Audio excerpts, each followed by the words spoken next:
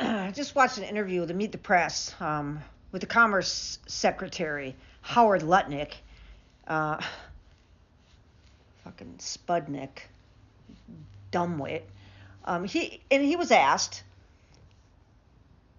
whether the tariffs were if there was gonna be any clarity, if he could provide any clarity about tariffs, whether they would be constant, whether they would be switched up again. The market is gonna blah blah blah blah blah. And he says, well, this is very black and white. It's about the border and fentanyl. And if fentanyl ends, then I think it's very likely that we see these tariffs come off. If fentanyl doesn't end, the fuck does that even mean? Fentanyl ends. Is it going to die? Is it sick and we don't know it? Fentanyl ends. Is there a subscription? Is it just going to stop at one point? Are you going to run out? I mean, what do you even mean? Bunch of fucking idiots. Idiocracy for real.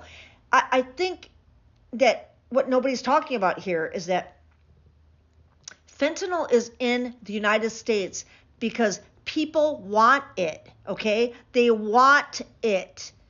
I don't know why. I mean, well, I do know why.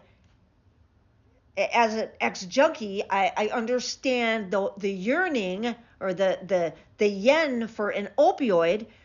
But, I mean, even when I was in the dope game, I mean, all the old junkies I know, they said fentanyl ruined the heroin in this country. So we don't like fentanyl, okay? Even the junkies that I knew, the old school junkies, we didn't like fentanyl back then. I mean, maybe once in a while we'd get a patch to help us kick dope, but we didn't like it. I don't know why people like it now. It's stupefying to me. It's when people don't care about their lives anymore, at that point, I think they just want something to make them feel better. People who have given up on life and love and prosperity, or even having a home when the best they can hope for is a tent, those people may just want something that in the moment makes them feel a little bit better, makes them not want to,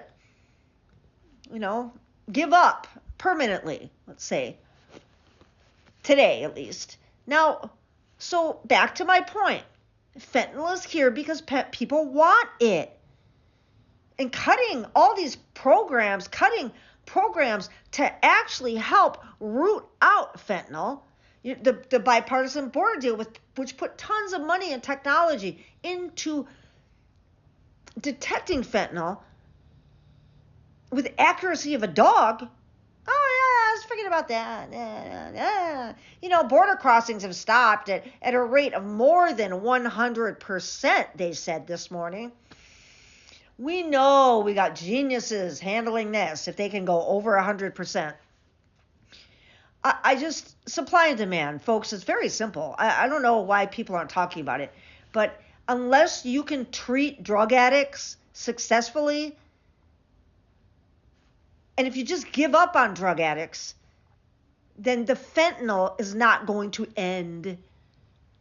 But that's probably not what they want anyway, because if they couldn't blame fentanyl, then, they'd have to come up with a different reason for wanting tariffs. And besides that, that was his excuse, was the border to declare a national emergency, which we all know is bullshit too, and people should be talking about that more as well. Just another fucking dumb shit. Fucking sycophant sent out by Trump to do his bidding on the news. Stay safe out there, folks. Okay, love thy neighbor, love each other. We all need to start wearing, the blue race bracelets, but you can never see that on me. Blue necklaces, so that we know it's safe to talk to one another. Because there are two kinds of people in this country right now. The person who knows what the fuck is going on, and the person that doesn't. And we need to be out there in our neighborhoods, in the stores, wherever we go, talking to people about what's happening. And if they don't believe us, that's fine. At least get them curious enough to do their own research. If it's anywhere but Fox News, that is.